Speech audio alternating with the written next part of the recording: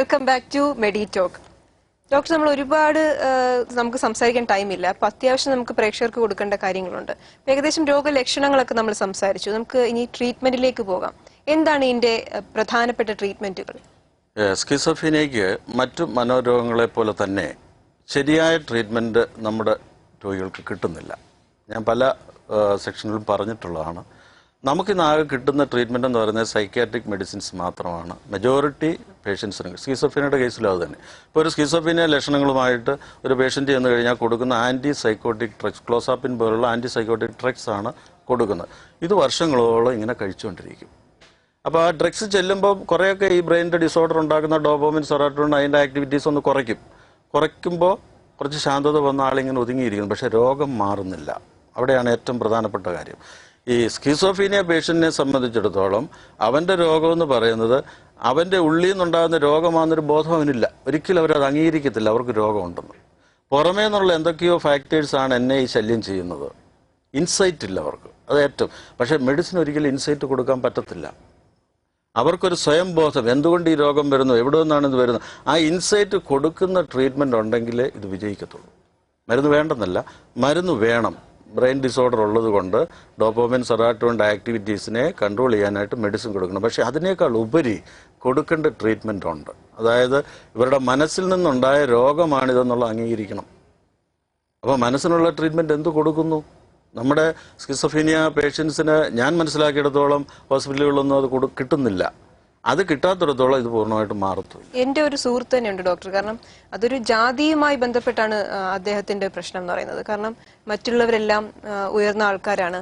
ഇപ്പം ക്ലാസ്സുകളിൽ തന്നെ, ഇപ്പം എൻ്റെ കൂടെ പഠിച്ചിരുന്ന ഒരു വ്യക്തിയാണ്. ക്ലാസ്സിൽ വന്നിരിക്കുമ്പോൾ തന്നെ പെൺകുട്ടികളോട് അസഭ്യം പറയുക, നീ അങ്ങനെ, നിന്റെ ജാതി അതല്ലേ, അതുമായി ചൊല്ലി പിന്നെ തർക്കങ്ങളുണ്ടാവും. വലിയ പ്രശ്നങ്ങൾ യൂണിവേഴ്സിറ്റിയിൽ വരെ കോളിളക്കം സംഭവിച്ചൊരു ഇഷ്യൂ ആണ്. ഇപ്പോഴും ആ പയ്യന് ഒരു വലിയ ഏജ് ഒന്നും ഇല്ല, ഏകദേശം ഒരു 29 ആ ഏജ് ഗ്രൂപ്പാണ്. പക്ഷെ എല്ലാവരും അകറ്റി നിർത്തുകയാണ് ചെയ്യുന്നത്. എല്ലാവരോടും അടുക്കാൻ പേടിയാണ് ആ വ്യക്തിയോട്. ആ ഭാഗത്തോട്ടാണ് വരുന്നത്. ഇപ്പോൾ സ്കിസോഫീനിയ വന്നാലേ ഡിപ്രഷൻ വന്ന ഏത് മാനസിക രോഗങ്ങളാണെങ്കിലും നമ്മൾ മെജോറിറ്റി ഒരു 90% രോഗികൾക്കും കിട്ടുന്ന ഈ മെഡിസിൻസ് കൊടുത്തിങ്ങനെ ഒന്ന് ശാന്തമാക്കി വെച്ചു. പക്ഷെ രോഗം മാറിയിട്ടില്ല. രോഗം അതുപോലെ തന്നെ കിടപ്പുണ്ട് അവരുടെ മനസ്സിൽ. അതിന് നമ്മൾ ചെയ്യേണ്ടത് കുറേയൊക്കെ ഡെവലപ്ഡ് കൺട്രീസിലൊക്കെ ചെയ്യുന്ന പോലെ മനസ്സിനുള്ള ട്രീറ്റ്മെൻറ്റ് കൊടുക്കണം. അതാണ് സൈക്കോ തെറാപ്പി എന്ന് പറയുന്നത്. അതാണ് മനസ്സിനെ ശാന്തമാക്കിയെടുക്കണം, മനസ്സിലെ പ്രശ്നങ്ങൾ കളയണം, മനസ്സിനെ ധൈര്യപ്പെടുത്തിയെടുക്കണം. ഞാൻ രോഗിയല്ല എന്നുള്ള അവസ്ഥയിലേക്ക് ഇവനെ മാനസികമായിട്ട് കൊണ്ടുവരണം. പ്ലസ് മൂന്നാമതൊരു കാര്യം കൂടെ ചെയ്യണം, സോഷ്യൽ റീഹാബിലിറ്റേഷൻ. അതായത് ഈ വ്യക്തി രോഗം കാരണം സമൂഹത്തിൽ നിന്ന് മാറിയിട്ടുണ്ടാവും, വ്യക്തിബന്ധങ്ങളിൽ നിന്ന് മാറിയിട്ടുണ്ടാകും. ഈ ബന്ധങ്ങളൊക്കെ ശരിയാക്കി ഇവനെ സമൂഹത്തിലോട്ട് ഇറക്കണം. അല്ലെ പഠിച്ചുകൊണ്ടിരിക്കുന്ന കുട്ടിയാണെങ്കിൽ സ്കൂളിലേക്ക് കൊണ്ടുപോകണം, ഉദ്യോഗസ്ഥനാണെങ്കിൽ ഓഫീസിലേക്ക് കൊണ്ടുപോകണം. കർമ്മ മേഖലയിൽ ഇവനെ റീഹാബിലിറ്റേറ്റ് ചെയ്യണം. ഈ പ്രോസസ്സും നടക്കണം. അല്ല മെഡിസിൻ മാത്രം കൊടുത്ത് ഈ പേഷ്യൻസിനെ ഒരിക്കലും നോർമൽ ലൈഫിലേക്ക് കൊണ്ടുവരാൻ പറ്റത്തില്ല. നമ്മുടെ പല സ്കിസോഫീനിയ പേഷ്യൻസും നിത്യരോഗികളായിട്ട് കഴിയുന്നതിൻ്റെ കാരണം അതാണ്. മെഡിസിൻ മാത്രമേ അവർക്ക് കിട്ടുന്നുള്ളൂ. എനിക്ക് ഈയിടെ വന്ന 1-2 കേസുകൾ ഞാൻ ക്യൂർ ചെയ്ത് ഞാൻ ഓർക്കുകയാണ്. ഒരു MBA-കാരൻ, അവൻ്റെ ജംഗ്ഷനിലോട്ട് ഇറങ്ങാൻ പേടിയാണ്.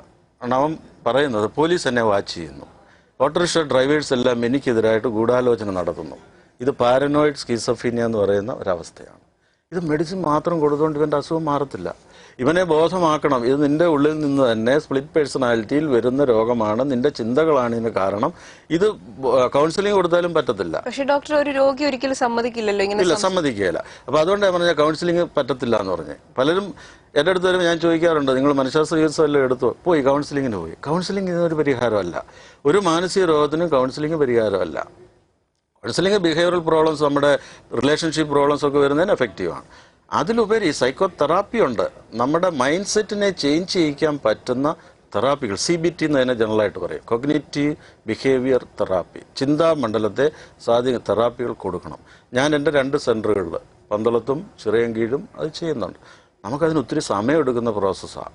ഒരു 1.5-2 മണിക്കൂറെങ്കിലും ഒരു പേഷ്യൻറ്റിന് വേണ്ടി ഒരു സെഷൻ ചെലവഴിക്കണം. ആ പേഷ്യൻ്റെ അടുത്തിരുന്ന് കാര്യങ്ങൾ നല്ലൊരു റാപ്പോർട്ട് ഡോക്ടറും പേഷ്യൻറ്റുമായിട്ട് ഉണ്ടാക്കി മനസ്സ് പഠിച്ച് സാന്ത്വനപ്പെടുത്തി ചൈൽഡ്ഹുഡ് മുതലുള്ള കാര്യങ്ങൾ മനസ്സിലാക്കി എവിടൊക്കെയാണ് അതിന് റീഎൻഫോഴ്സ്മെൻറ്റ് കൊടുക്കേണ്ടി അതൊക്കെ കൊടുത്ത് മൈൻഡ് സെറ്റ് മാറ്റിയെടുക്കുന്ന പ്രോസസ്സാണ് സൈക്കോതെറാപ്പി. അത് ചെയ്യണമെങ്കിൽ സമയം വേണം. ഒരു 5 മിനിറ്റ് കൊണ്ട് മരുന്ന് കുറിക്കുന്നത് പോലെ അത് ചെയ്യാനൊക്കത്തില്ല. അതുകൊണ്ട് തന്നെ പല പേഷ്യൻസിനും അത് കിട്ടുന്നില്ല. അതോടൊപ്പം തന്നെ സോഷ്യൽ റീഹാബിലിറ്റേഷനൂടെ നടത്തുകയാണെങ്കിൽ ഈ രോഗികളൊക്കെ രക്ഷപ്പെടും. നമ്മുടെ പല ആളുകളും ധരിച്ചിരിക്കുന്ന ഒരു മാനസിക രോഗം വന്ന്, പ്രത്യേകിച്ച് ഈ സ്കിസോഫ്രീനിയൊക്കെ വന്നു കഴിഞ്ഞാൽ ഒരിക്കലും ഇത് മാറ്റാൻ പറ്റത്തില്ല. അങ്ങനെയല്ല. ഇത് വേണ്ട പോലെ medication plus socio psycho therapy രണ്ടും കൊടുക്കണം. സോഷ്യൽ റീഹാബിലിറ്റേഷനും കൊടുക്കണം, സൈക്കോ തെറാപ്പിയും കൊടുക്കണം. സൈക്കോ തെറാപ്പി കൊടുക്കുന്നത് എന്താണെന്ന് ചോദിച്ചാൽ ഒരു ഇൻസൈറ്റ് ഉണ്ടാക്കാനാണ്. ഈ രോഗിക്ക്, പ്രത്യേകിച്ച് സ്കിസോഫ്രീനിയക്കാരന് ഇൻസൈറ്റ് ഇല്ല, എൻ്റെ രോഗം എന്തുകൊണ്ട് വന്നു. ഇതിന് പുറമേ ഉള്ളവരാണ് ഇപ്പോൾ ഉത്തരവാദി. ഇപ്പോഴും ഈ സ്കിസോഫ്രീനിയ പേഷ്യൻസിൻ്റെ പ്രത്യേകത എന്ന് പറഞ്ഞു കഴിഞ്ഞാൽ അവർക്ക് മറ്റെല്ലാ മാനസിക രോഗങ്ങളുടെയും ലക്ഷണങ്ങൾ വരാം. സൂയിസൈഡ് ടെൻഡൻസി കാണിക്കാം, ഡിപ്രഷൻ വരാം, ആങ്സൈറ്റി വരാം, മെമ്മറി പവർ കുറയും, കോൺസെൻട്രേഷൻ പ്രോബ്ലം ഉണ്ട്. ഇതിലെല്ലാം ഉപരി സോഷ്യൽ ഐസൊലേഷൻ എന്ന് പറഞ്ഞാൽ സമൂഹത്തിൽ നിന്ന് അവർ വിട്ടു നിൽക്കുകയാണ്. ഡോക്ടർ, നമുക്കൊരു കോളിലേക്ക് പോകാം. ഹലോ. ഹലോ, മെഡിറ്റോക്കിലേക്ക് സ്വാഗതം. ഇതാരാണ്? ഇത് ആലപ്പുഴ സോളിയാണ്. സംസാരിച്ചോളൂ. ഡോക്ടർ, ഇതെന്റെ ഭർത്താവിന് വേണ്ടിയിട്ടാണ്. പുള്ളിക്ക് ഒരു 65 തൊട്ട് 1965 തൊട്ട് ഭക്ഷണം വന്നിട്ട് പുള്ളി ട്രീറ്റ്മെന്റ് നടത്തുന്നുണ്ട്. ഹലോ, ഒന്നുകൂടെ ഒന്ന് വ്യക്തമാക്കുമോ? 1965 തൊട്ട് പുള്ളിക്ക് ഇങ്ങനെ മാനസികമായിട്ടുള്ള ഒരു പ്രശ്നമൊക്കെ വന്നിട്ട് ട്രീറ്റ്മെന്റ് നടത്തുന്നുണ്ട്. എന്തോ പ്രായമുണ്ട് ആളിന്? പുള്ളിക്ക് ഇപ്പൊ 64 വയസ്സുണ്ട്. അപ്പൊ ഇപ്പോഴും ആ മരുന്ന് കഴിച്ചു കഴിയുമ്പോഴത്തേക്ക് പുള്ളിക്ക് ഈ ചില സമയത്ത് ഒത്തിരി വയലന്റ് ആകാറുണ്ട്. എന്നിരുന്നാലും ഡോക്ടർ മരുന്ന് കൊടുത്തു കഴിയുമ്പോൾ പുള്ളി അങ്ങ് ശാന്തമാവും. പിന്നെ എന്നിരുന്നാലും ഈ ആളുകളുടെ അടുത്തിറങ്ങിയിട്ട് പുള്ളി പിടിക്കാനുള്ള പ്രയാസം. പിന്നെ ചില സമയത്ത് വേറെ ആർക്കും കണ്ടിട്ടില്ലാത്ത പോലെ ഞങ്ങൾക്ക് പുള്ളി പറയുന്നത് ഈ കണ്ണിലിങ്ങനെ ഒരു നക്ഷത്രം ഇങ്ങനെ അതിന്റെ രശ്മികളെ വികസിച്ച് വികസിച്ച് പോകുന്ന പോലെ നിറത്തിൽ ഇങ്ങനെ പുള്ളിക്ക് ഇങ്ങനെ സ്റ്റാറിന്റെ രൂപത്തിൽ ഇങ്ങനെ പോവും. പിന്നെ ആളുകളെ ചെയ്യാനുള്ള പ്രയാസം. പിന്നെ ആളുകളെ കാണാനൊക്കെ പ്രയാസം. ഇരുട്ട് പോയിൽ എവിടെയെങ്കിലും കയറി കിടക്കുന്നുണ്ട്, അങ്ങനെയൊക്കെ ഉണ്ടാകാറുണ്ട്. അതിന് ഈ ട്രീറ്റ് ചെയ്ത ഡോക്ടർക്ക് പറഞ്ഞിട്ടുണ്ട് പുള്ളി ടാബ്ലറ്റ് കൊടുക്കുമ്പോൾ അന്നത്തേക്ക് മാറും, പിന്നെയും ഇത് തന്നെ ഉണ്ടാകാറുണ്ട്. ഇത് ഇത്രയും പ്രായമുള്ള ആളാണ്, 64 വയസ്സുണ്ട്, വർഷങ്ങളായിട്ട് മെഡിസിൻ കഴിക്കുന്ന ആളാണ്. മെഡിസിൻ മാത്രമേ കൊടുത്തിട്ടുള്ളൂ. ഞാനിപ്പോൾ പറഞ്ഞതുപോലെ മെഡിസിൻ മാത്രം കൊടുത്തുകൊണ്ട് ഒരു മനോരോഗവും മാറത്തില്ല. അത് വളരെ ക്ലിയറായ കാര്യമാണ്. അത് സൈക്യാട്രിസ്റ്റുകൾ ആരോട് ചോദിച്ചാലും അവർ സമ്മതിക്കും. പക്ഷെ അവർക്കൊന്നും സമയമില്ലാത്തതുകൊണ്ട് ചെയ്യുന്നില്ല. മെഡിസിനോടൊപ്പം മനസ്സിനെ മാറ്റാനുള്ള സൈക്കോതെറാപ്പി പോലുള്ള ട്രീറ്റ്മെന്റ് കൊടുത്തിട്ട് സമൂഹത്തിലോട്ട് ഇവരെ ഇറക്കാൻ വേണ്ടുന്ന റീഹാബിലിറ്റേഷന് വേണ്ടുന്ന കാര്യങ്ങളോട് ചെയ്തെങ്കിലേ രോഗി മാറത്തുള്ളൂ. അല്ലെങ്കിൽ ജീവിതകാലം മുഴുവൻ ഇങ്ങനെ മെഡിസിൻ കണ്ടിന്യൂ ചെയ്തുകൊണ്ടിരിക്കേണ്ടി വരും. നിർത്തി കഴിഞ്ഞാൽ പ്രശ്നം, കാരണം അസുഖം മാറിയിട്ടില്ല. അത് തന്നെ അസുഖം എവിടെ തുടങ്ങി അവിടെ തന്നെ നിൽക്കുക, അവിടെ തന്നെ നിൽക്കും. അപ്പം മനസ്സിനുണ്ടായ രോഗം ഇത് ശരീരത്തിന്റെ രോഗമല്ല, മനസ്സിനെ മാറ്റിയെങ്കിലേ അസുഖം മാറത്തുള്ളൂ. അത് മനസ്സിലായി.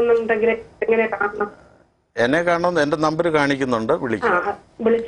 പന്തളം, നിങ്ങൾക്ക് പന്തളം ഉണ്ട്, ചിറയൻകീഴും ഉണ്ട്, 2 സെന്റർ ഉണ്ട്, എവിടെ വേണമെങ്കിലും വരാം. Okay, thanks for calling. Doctor പറഞ്ഞു നിർത്തിയപ്പോൾ തന്നെ ആ കോൾ വന്നു. കാരണം മെഡിസിൻ കൊണ്ട് മാത്രം ഒരിക്കലും ഒരാളുടെ രോഗം, മാനസിക രോഗങ്ങൾ മാറാൻ സാധ്യതയില്ല. കാരണം ഇതുപോലെ സോഷ്യൽ കോപ്പറേഷൻ വേണം ആൾക്കാർ തമ്മിൽ. എനിക്ക് തന്നെ കഴിഞ്ഞ ആഴ്ച ഒരു സുഹൃത്ത് എന്നും മിക്ക ഈ ആത്മഹത്യ സൂയിസൈഡ് ടെൻഡൻസി ആയിരുന്നു. ഇതുപോലെ ഡോക്ടർ പറഞ്ഞ പോലെ ഇല്ലാത്ത എന്തൊക്കെയോ ഉണ്ടെന്ന് തോന്നുക, അങ്ങനെ അവസാനം ഇപ്പോൾ സൂയിസൈഡ് ചെയ്തു. കഴിഞ്ഞ ആഴ്ചയായിരുന്നു. ഭയങ്കര ഭീകരമായ ഒരു അവസ്ഥയായിരുന്നു. ചെന്ന് കയറി നോക്കുമ്പോൾ അദ്ദേഹം തൂങ്ങി നിൽക്കുകയാണ്. ഇത്തരം അവസ്ഥകൾ ഒരുപാട് വരുന്നുണ്ട്. അപ്പം ഈ ഡോക്ടേഴ്സ് ഇങ്ങനെ ഒരുപാട് ക്യാമ്പുകളും വർക്ക്ഷോപ്പുകളൊക്കെ നടത്തുന്നുണ്ടെങ്കിലും ഇത് ജനങ്ങളിലേക്ക് ഒരുപാട് ഇറങ്ങി ചെല്ലുന്നില്ല. മെഡിസിൻ മാത്രം കഴിച്ചുകൊണ്ടിരിക്കുകയാണ്. മാനസികമായിട്ട് മറ്റുള്ള കൂട്ടുകാരോ അല്ലെങ്കിൽ വീട്ടുകാരോ ഒക്കെ മാറ്റി നിർത്തുകയാണ്, അല്ലെങ്കിൽ മുറിയിലിട്ട് പൂട്ടുകയാണ്. എനിക്ക് തന്നെ 10, 20, 30 വർഷമായിട്ട് ഡിപ്രഷൻ പേഷ്യൻസ്, സ്കിസോഫ്രീനിയ പേഷ്യൻസ് വരുന്നുണ്ട്. അവർ മെഡിസിൻ മാത്രമേ കഴിക്കുന്നുള്ളൂ. അവർ പറയുന്ന കറക്റ്റ് മെഡിസിൻ കഴിക്കുന്നുണ്ട്. പക്ഷേ രോഗം മെഡിസിൻ എപ്പോൾ നിർത്തിയാൽ അവർ വയലന്റ് ആവും, അല്ലെ സൂയിസൈഡ് ടെൻഡൻസി കാണിക്കും. അപ്പോൾ പിന്നെ എന്ത് മെഡിസിൻ കൊണ്ടുള്ള പ്രയോജനം എന്ത്? മെഡിസിൻ വേണ്ടെന്നല്ല, മെഡിസിൻ നമ്മൾ എതിരല്ല. ഈ മാനസിക രോഗങ്ങൾ ഏതു വന്നും ശാരീരിക ബുദ്ധിമുട്ടുകൾ വരുമ്പോൾ മെഡിസിൻ വേണം. സൂയിസൈഡ് ടെൻഡൻസി കാണിക്കുക, വയലൻസ് വരിക, ഉറക്കമില്ലായ്മ വരിക തുടങ്ങിയ ബോഡി ഫങ്ഷൻസിനെ ബാധിക്കുന്ന കാര്യങ്ങൾ വരുമ്പോൾ മെഡിസിൻ അത്യാവശ്യമായിട്ട് കൊടുത്തേ പറ്റൂ. പക്ഷേ രോഗം മനസ്സിനാണ്. ആ മനസ്സിനെ മാറ്റാനുള്ള തെറാപ്പികൾ ചെയ്തെങ്കിലേ രോഗം പൂർണ്ണമായിട്ട് മാറൂ. പ്ലസ് രോഗിയെ കോൺഫിഡൻസ് കൊടുക്കണം, റീഇൻഫോഴ്സ് ചെയ്യണം, സമൂഹത്തിലോട്ട് ഇറങ്ങാനുള്ള. ഇതും ചെയ്യുന്നില്ല. മെഡിസിൻ മാത്രം കൊടുത്തുകൊണ്ടിരിക്കും. രോഗി ഇങ്ങനെ ശരീരവും തടിച്ച് വീടിനുള്ളിൽ ഒതുങ്ങിയിരിക്കുന്ന അവസ്ഥയിലേക്ക് വന്ന് ലൈഫിൽ നിന്ന് അങ്ങ് മാറുകയാണ്, സമൂഹത്തിൽ നിന്ന് ഒറ്റപ്പെടുകയാണ്. ഒരിക്കലും അവർ റിക്കവർ ചെയ്ത് ഒരു നോർമൽ ഈ രോഗം മൂർച്ഛിക്കാനുള്ള സാധ്യത കൂടുതൽ. അവരുടെ ലൈഫിലെ നിരാശ ചിന്തകളും ഒക്കെ വരുമ്പോൾ വീണ്ടും രോഗം കൂടാനുള്ള സാധ്യതയെ വരുന്നുള്ളൂ. ഇപ്പോൾ ഡെവലപ്ഡ് കൺട്രീസിലൊക്കെ ചെയ്യുന്നത് സൈക്കോതെറാപ്പി എഫക്റ്റീവായിട്ട് കൊടുക്കുന്നുണ്ട് മാനസിക രോഗങ്ങൾക്കെല്ലാം. അതുകൊണ്ട് തന്നെ അവിടെ റിക്കവറിയും കൂടുതലാണ്. നമ്മുടെ ഇവിടെ റിക്കവറി പെർസെൻറ്റേജ് വളരെ കുറവാണ്, കാരണം മെഡിസിൻ മാത്രമേ കൊടുക്കുന്നുള്ളൂ.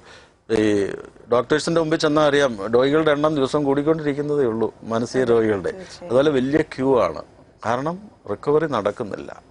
മെഡിസിൻ അടിച്ചു കൊടുത്ത് ഒരു താൽക്കാലിക ശാന്തിയിൽ നിർത്തുന്നു. പക്ഷേ ശ്രമകരമായ ജോലിയാണ് ഈ സൈക്കോതെറാപ്പി എന്നൊക്കെ പറയാം. അതിനകത്തോട്ട് വന്നെങ്കിലേ ഈ റിക്കവറി കിട്ടത്തുള്ളൂ.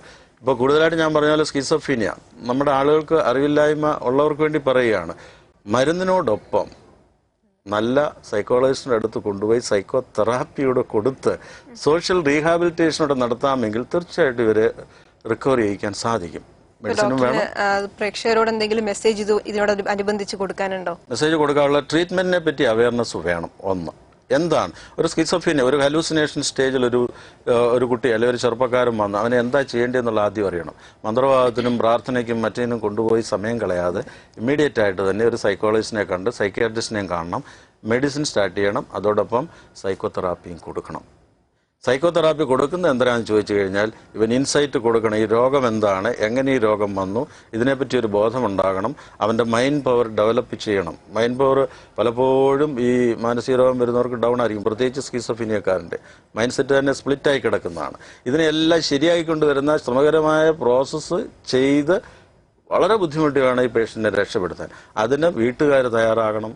ഇപ്പോൾ ഒരു സ്കിസോഫീനിയ പേഷ്യൻ്റ് ഒരു വീട്ടിലുണ്ടെങ്കിൽ ഞാൻ ചെയ്യുന്നത് വീട്ടിലുള്ള മറ്റംഗങ്ങൾക്ക് കൗൺസിലിംഗ് കൊടുക്കും. എങ്ങനെയാണ് ഇവരോട് പെരുമാറേണ്ടത്, എങ്ങനെയാണ് ഇവരെ റീഹാബിലിറ്റേറ്റ് ചെയ്യേണ്ടത്, അത് കൊടുക്കണം. ഇങ്ങനെയുള്ള രീതിയിൽ ഒരു ഹോളിസ്റ്റിക് അപ്രോച്ച് ഉണ്ടെങ്കിൽ മാത്രമേ രോഗി രക്ഷപ്പെടത്തുള്ളൂ. ശാരീരിക രോഗമാണെങ്കിൽ ആരുടെയും കോപ്പറേഷൻ വേണ്ട, നമുക്ക് മരുന്ന് കൊടുത്താൽ മതി. മരുന്നിൻ്റെ ബലത്തിൽ നമ്മുടെ കഴിവിൽ രോഗം മാറ്റാം. പക്ഷേ ഇത് അങ്ങനെയല്ല. രോഗിയുടെ മനസ്സ് മാറണം, ചുറ്റുപാടുകളിൽ അനുകൂലമായ മാറ്റങ്ങൾ വരണം, റിലേഷൻഷിപ്പ് നന്നാവണം. ഞാൻ നേരത്തെ പറഞ്ഞ പോലെ സ്കിസോഫീനിയ ഉണ്ടാകാനുള്ള കാരണങ്ങൾ ഇപ്പോഴും അതിൻ്റെ റിസർച്ച് നടക്കുന്നുണ്ടെങ്കിൽ ഇതുവരെയുള്ള റിസർച്ച് റിപ്പോർട്ടിലൊക്കെ പറയുന്ന മൈൻഡിൻ്റെ പ്രോബ്ലത്തിൽ നിന്നാണ് ഈ ബ്രെയിൻ ഡിസോർഡർ വരുന്നത്. ഈ നമ്മളതിനോട് സൃഷ്ടിച്ചു വിടുമ്പോൾ ഈ കെമിക്കൽസൊക്കെ കറക്റ്റായിട്ട് ഫില്ല് ചെയ്തിനോട്ട് വിടുന്നതാണ്. ഇതെങ്ങനെ ഇംബാലൻസ് വരുന്നു, നമ്മുടെ ജീവിത അനുഭവങ്ങൾ, റിലേഷൻഷിപ്പിലെ ഫെയിലിയേഴ്സ്, എക്സ്പെക്ടേഷൻസ് മീറ്റ് ചെയ്യാതെ വരിക തുടങ്ങിയ പ്രശ്നങ്ങളൊക്കെ വന്ന് മൈൻഡിലുണ്ടാകുന്ന പ്രോബ്ലംസ് ആണ് ഈ രോഗങ്ങളൊക്കെ. ഡോക്ടർ, അപ്പൊ നമുക്ക് ഇനി ഒരുപാട് സംസാരിക്കാനുണ്ട്. കാരണം നമ്മുടെ സമൂഹത്തിൽ ഒരുപാട് വ്യക്തികൾ ഈ ഒരു രോഗം മൂർച്ഛിച്ചു കൊണ്ടുപോകുന്നു. കാരണം മെഡിസിൻ മാത്രം കൊടുത്ത് അവർക്കുള്ള സോഷ്യൽ അവയർനെസ്സോ അങ്ങനെയൊന്നും കൊടുക്കാതെ മൂർച്ഛിച്ച് വീട്ടിനകത്ത് തന്നെ കൂടിയിരിക്കേണ്ട അവസ്ഥയാണ് വരുന്നത്. എന്തായാലും നമുക്ക് ഇനി ഒരുപാട് ചർച്ച ചെയ്യാനുണ്ടെങ്കിലും നമ്മുടെ അല്പസമയം കൊണ്ട് പ്രോഗ്രാം ഇവിടെ വൈൻഡപ്പ് ചെയ്യേണ്ടതുണ്ട്. ഏതായാലും ഇന്നത്തെ ഈ വിഷയം എല്ലാ പ്രേക്ഷകർക്കും ഒരുപാട് അനുഭവങ്ങൾ ഉണ്ടാക്കിയെന്ന് വിചാരിക്കുന്നു. തീർച്ചയായും നമുക്ക് നാളെ കാണുന്നവരെ നന്ദി, നമസ്കാരം.